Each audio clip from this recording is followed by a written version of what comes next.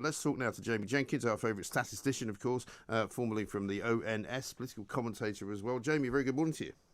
Good morning, Mike. I think it's nearly a year ago we were on talking about the Kent variant. I Remember that remember one? that. I remember those halcyon days. Well, I seem to remember last November we couldn't do anything. I think all the pubs were shut. I remember going back to my local here in near the office when we first could in December, and I walked in and the landlord was sitting there, a guy called Pete, and I said, I forgot what we're supposed to do, mate. I said, am I supposed to like walk over there, sit down, or can I go to the bar where they had some screens up where you could you order it? And he's like, he basically said, look, you're in my pub, you do what you like. so, Well, but I, I I think people are confused now, Mike, as well. I well, think this is the with thing. I was just asking Dan Hodges and everybody else that I ask about these kind of new rules about mask wearing in shops and public transport. Nobody's very sure what it all means, really.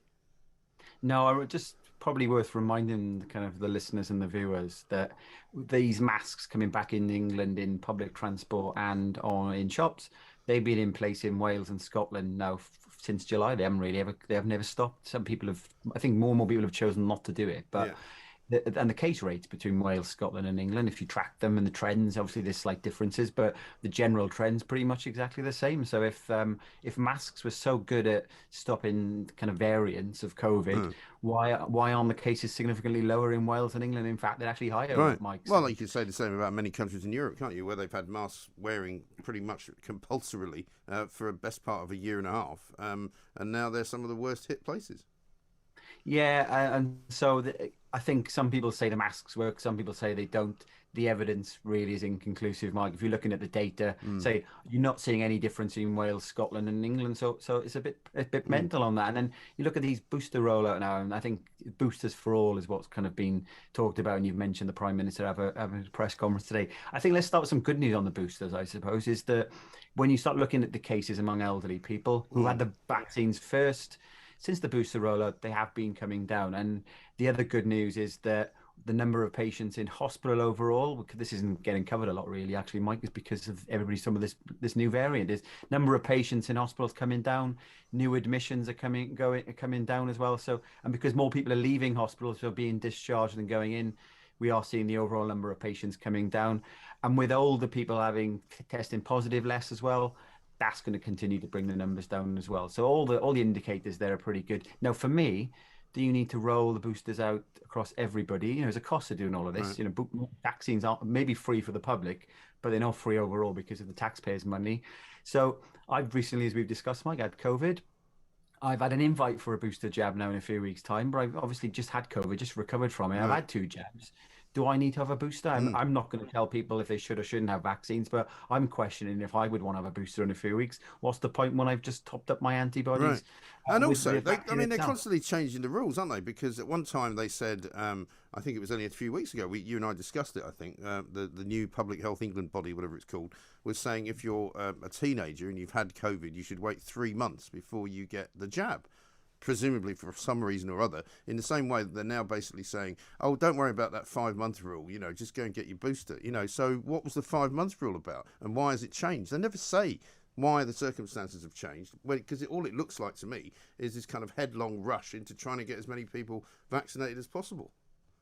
Indeed, Mike. And they also said that it's a bit too dangerous to issue two doses for children. And Yeah. then yesterday that got announced. I don't think it got covered as much because the main headlines were all about everybody can go and book a booster now. Mm. But they're pushing that out now, two doses. In some parts of the world, they're also looking to push vaccines for 5 year Yeah. olds. And they're like both my children had COVID when I had him. I caught off one of my sons, Yeah. and you wouldn't have known. And in fact, they seemed more kind of alive and upbeat. The fact they weren't in school playing on their computer games than Yeah. ever.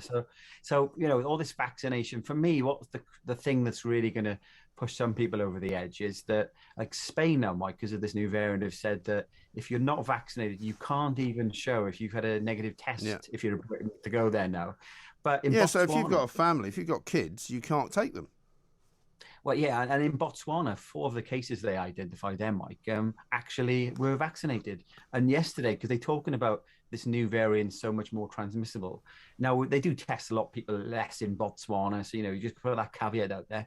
Yesterday in Botswana, Mike, there was zero COVID cases, not just zero the Omni I variant. really. There was zero COVID Yeah. cases, and and they found these new variants there. And it's just cases have been going up in South Africa, but they have started changing the way they do the stats there, where they're including lateral flow tests. So I think the health officials in South Africa have said the UK are blowing this all out of proportion. I suppose if you're on the government side of things, you'd say, well, we've acted quickly this time because in the past we were criticised for not acting quickly on the borders. But bringing all of these measures, vaccines for all, and I heard just now that the UK health chief, Jenny Harris, who heads up the new health agency, is telling people to avoid unnecessary socialising. So what's the definition of that? Is this lockdown by the back door? Unnecessary socialising. That sounds like something Boris Johnson's wife would have said to him. Can you mind, avoiding any unnecessary socialising? But this is the thing. Also, all this rubbish that people say, because they're worried that they'll be criticised for not acting quickly enough. I don't believe that either, because they've never been bothered about people criticising them for anything. And in fact, the last time they did lock everything down and they shut the airport, supposedly, 3 million people came through Heathrow. And you're going, well, it doesn't sound like the airport was shut to me. Well, Mike, no. And you're looking at the migrant crossing. We can't even control people coming in via thingies as well. So how are you going to control all of that? A few thousand of them coming through every week, that's fine. No problem at all. Don't worry about it. Don't even need to go through customs. No, and then don't get me started on the First Ministers in Scotland and Wales, Mike, because yesterday, obviously... Well, it is St Andrew's Day today, so good reason to talk about Nicola Sturgeon. Yeah, and yesterday, Mike, written to Boris Johnson, asking for an emergency COBRA meeting, but I suppose the main part of the letter there was talking about financial kind of support to if we reintroduce restrictions, so perhaps closing businesses. So if those countries were in charge of, the ministers in charge of Wales and Scotland were in charge of the Treasury, I can guarantee, Mike, by Friday, both countries would be back in a national lockdown. Huge overreaction potentially to the new variant, which we're not really sure. The thing is, Mike, variants over time, you track pandemics over the last few centuries. The COVID itself is a virus that wants to survive. So if it kills everybody in the population, then the virus dies itself as well. So you tend to find they become more transmissible, but less deadly. Now that's not a bad thing overall because fewer people die. Right. That might be what we see here. Some of the reports out of South Africa are heading in that direction. Still early days, but this overreaction in terms of potentially bringing in lockdowns. I think Mark Drakeford will probably jump on this one, Mike. He was talking a few back in the summer months before we unlocked in Wales and you did in England. He was telling people to avoid the Bristol variant and not go over the border. And that world famous Bristol variant that nobody in Wales or Bristol ever heard about. No, I remember that. It's very, very strange times we are living in, and it's just as strange now as they were. But hopefully, you'll be right. And by the time 2 weeks goes by, everything will be back to normal. Jamie, thanks very much indeed. Jamie Jenkins, independent statistician, political commentator there, of course, saying what a lot of us suspect is the case, which is basically that in the end, all viruses kind of peter out into a much more possibly transmissible version of what was first in place. But it also is much weaker and much less likely to cause you any massive damage. That, I think, is the point.